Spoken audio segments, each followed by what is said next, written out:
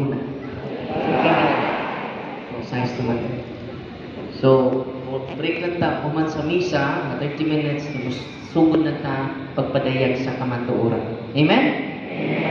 Labaw pa mo sa nakadaog og luto, karong gabi. Amen? God is good! All the time!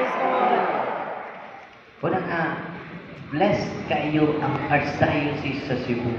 Yan naman, kipalikutan ta, daghan kay kaparian. Itong pakpakan na itong mga kaparian. Tanang kaparian in persona Christi. Sakto na sa'yo. Kapatid, palahubog mo ito kumpare. Palakiro mo ito kumpare. Doon naman ito ismeringhay o ismeringhoy. In persona Christi sila. Bisan pag di siya perfect. Nasabtan? Ayaw mo pagpilig pare.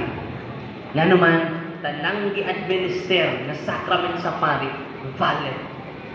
Ang ni-operate nga na si Cristo gayon. Amen? Amen. Pananglitan, pare, kung away klaro, magmisa ko. Yang magmisa po si Padre Pio. Kinsa may pinakabalaan nga misa? Ito ba? Wako'y klarong pagkapare, wako'y ayon pagkapare, na si Padre Pio ng misa po. Kinsa may pinakabalaan nga misa? Padre Pio? Equal factor. Nyano? Dili si Padre Pio ang nagtugod sa sakramento. Ang Diyos sa mga Diyos, Hari sa mga hari, Ginoo sa mga Ginoo. Kaya nang balik ta sa simbahan, ang pagkikiusa sa simbahan nga maong lawas ni Kristo, may pakikiusa sa tibuok Kristo.